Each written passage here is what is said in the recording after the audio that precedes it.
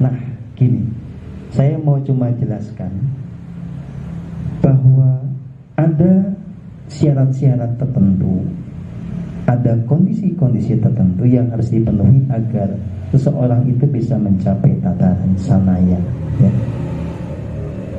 Jadi jelas dasar dari semuanya adalah orang itu masih terhubung dulu dengan diri sejatinya, dengan dewa rucinya, ya. Tetapi kalau orang sudah terhubung dengan dewa ruci, bahkan bisa melihat dewa ruci, bukan berarti dia langsung mencapai pencerahan pertama, bukan. Itu baru modal dasar. Jadi berikutnya, kalau orang sudah terhubung dengan dewa rucinya, itu konsisten ada di dalam keterhubungan itu supaya terjadi proses purifikasi secara utuh, ya. Jadi secara karma atau segala dosa kita harus bisa dilebur dengan api suci. Segala distorsi emosi luka batin disembuhkan dengan air suci. Segala ilusi bisa disirnakan dengan sinar suci ilahi. Dan segala bentuk jeratan energi yang tidak selaras juga bisa dilebur, gitu ya. Dan nanti seiring dengan ini ada fase di mana semua cakra itu menjadi jernih, selaras, dan kundalini bangkit. Nah, ini penanda dari pencerahan tingkat pertama. Nah, kalau Anda bisa mencapai ini saja, ini sudah anugerah, ya. Nah, makanya perlu namanya laku itu ya bisa kita evaluasi, gitu ya. Jadi kita kalau sudah laku spiritual lama, ya sayang kan kalau kita nggak ngerti hasilnya apa gitu. Mending kalau benar, kalau enggak, ya, maka kita mesti punya kerangka evaluasi. Nah, ketika saya menyebutkan tentang tingkat-tingkat pencerahan ini cuma salah satu cara memudahkan Anda mengerti kemajuan apa yang telah dicapai, gitu ya.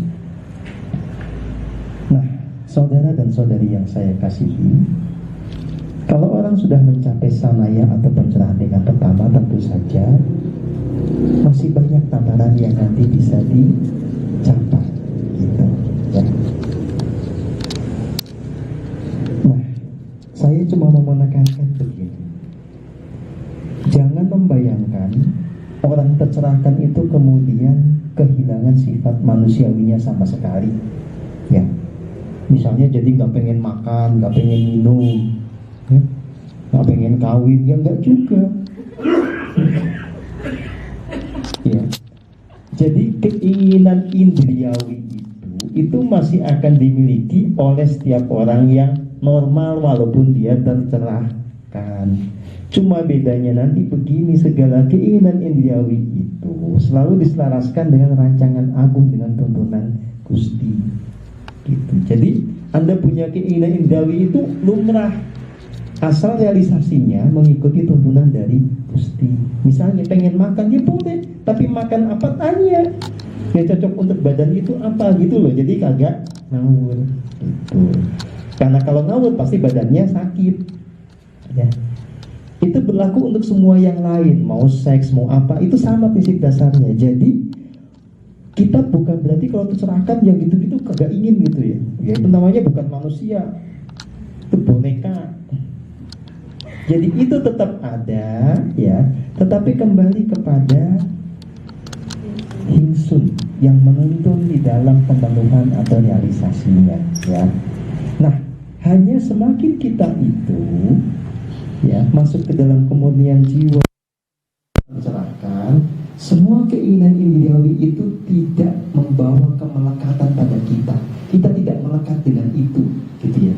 Jadi nggak ada keserakahan, nggak ada pokoknya harus begini begitu, ingin yang memaksa, nggak ada. Semua itu mengalir begitu saja, pasrah, spontan, gitu ya. Sehingga nanti semakin ke atas, kita semakin tidak punya yang namanya akar penderitaan. Tuh. Jadi gini, ya, kan ini ungkapan yang umum. Semakin banyak keinginan, Anda semakin banyak menderita ketika keinginan Anda tidak tercapai. Tetapi secara faktual, selama Anda masih punya badan, pasti ada keinginan.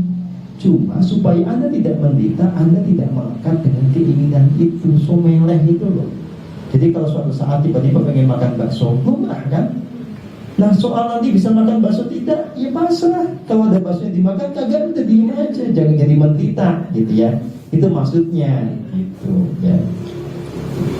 Yang masih gadis atau masih bujangan pengen kawin, lumrah. Ya.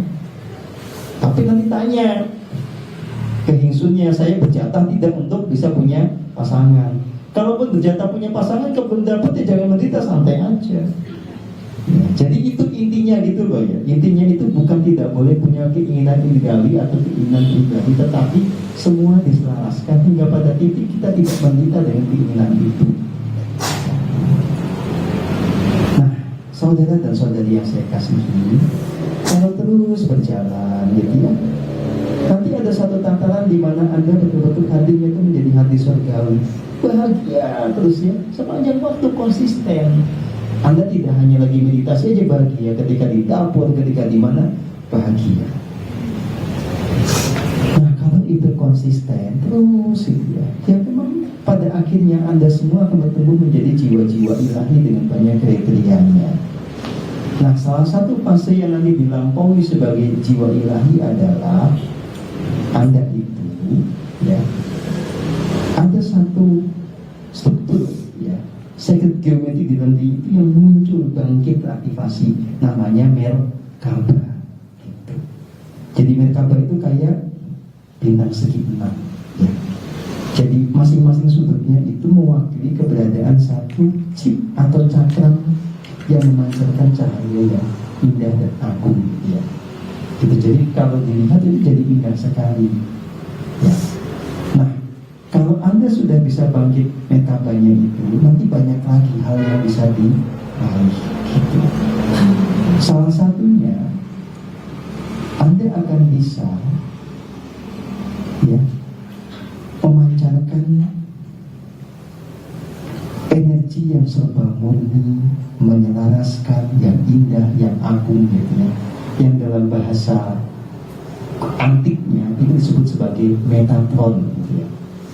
Nah yang gini-gini ini pokoknya nggak usah dibayang-bayangin, nggak usah dipikir, dan nanti akan ketemu sendiri ya.